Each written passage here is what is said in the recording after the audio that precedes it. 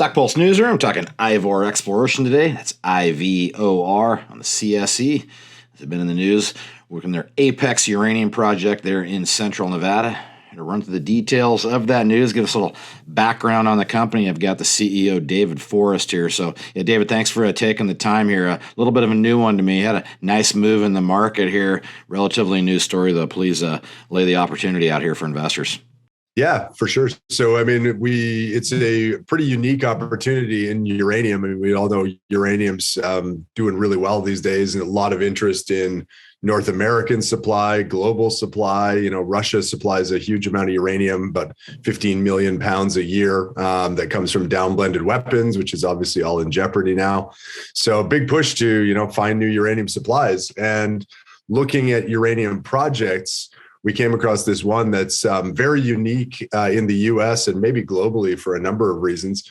I looked at it and sort of keyed in on the grade, the potential for the size, some very interesting things in having gold, silver, and copper associated with the uranium, which is really interesting.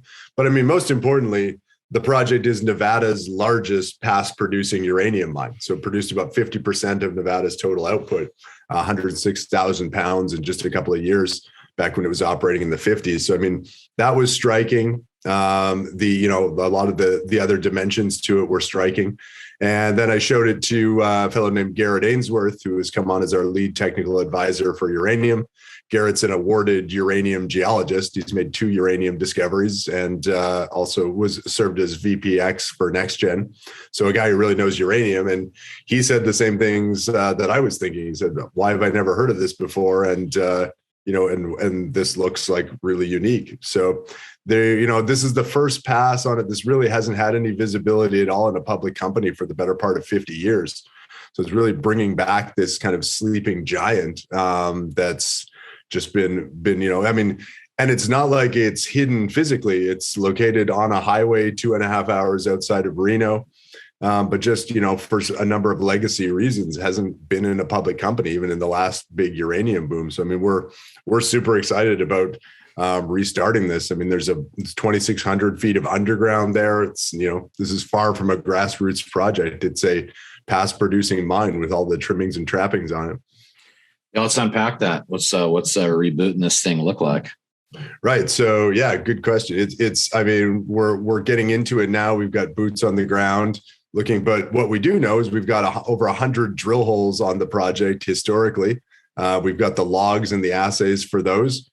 They're all, or the majority of them are intercepts that, I think would be pretty exciting for the market. I mean, we're talking like tens of meters at grades that range from 0.2 up to 0.5. Again, this is all historical results that needs to be confirmed. But our initial drill program is targeting drilling, basically in that old resource area, that old drilling area. And they're all results that we think would be really exciting. I mean, put out in the market today, especially for a U.S. project. Sorry about this. The phones are ringing off the hook. And so it's a substantial. We've got a large body of data on the project. Maps, underground maps, surface sampling. The surface sampling is incredibly interesting too, because there are zones where they sampled up to 1% uranium at surface, which is pretty exciting for a U.S. project and really for any project outside the Athabasca Basin in Canada.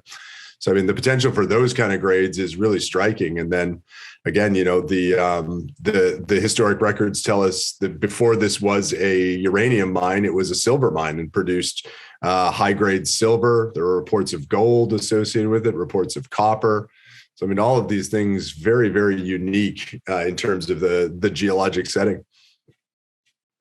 Yeah. So I guess how much will you chew through in 22 here? And I guess investors are here to make money with you. So that was a hell of a move. If I had a DeLorean and I could go back, that'd be a nice one to get into. But yeah, lay out that part of the equation here for the newbies coming along here. Give them the blue sky. Mm-hmm. Yeah. So, I mean, the first order of business is reconfirming those drill holes, those old drill holes in the resource I was mentioning.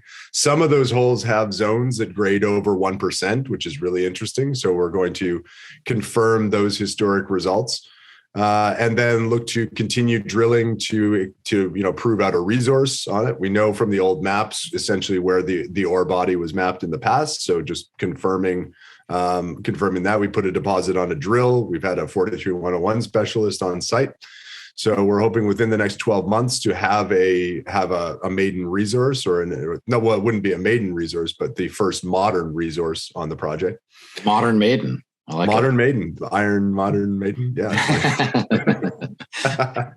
So yeah, and then the really exciting part, I mean, that alone we think is significant. When you read the old reports, this was a very significant mine back when it was operating. So that part of it alone we think is significant and exciting. But where it gets really interesting is the potential to expand. So, some of these zones I was mentioning that are high grade samples are located half a kilometer away from the old mine. And there's basically a geologic zone of interest that runs for kilometers going away from the mine and has uranium showings all the way across it. So when you're talking sort of kilometer scale potential for new discoveries, I mean, and you already know a small portion of that yielded a significant uranium deposit. When you start getting into kilometers to expand it, that's pretty exciting. So that's, we're looking at geophysical surveys initially, and then prospecting and follow up for drilling along all of that. So, I mean, that's where it gets into, the potential. We see this as the potential to be world class in terms of size and potentially grade as well. No shares out. What's the cash position, or how much fuel's in the tank to carry this out? We're just finishing up at a probably $10 million raise. It may get upsized a little bit. So we should have, when this is completed, between $12 and $13 million in the bank, I believe. Okay, certainly lots to pay attention to. We'll keep our eye on the wire for more. That's David Forrest. He is the CEO of Ivor Exploration, IVOR, on the CSE up in Canada. So, David, thanks again for the time. And we'll look forward to checking back in when you have some more news to report.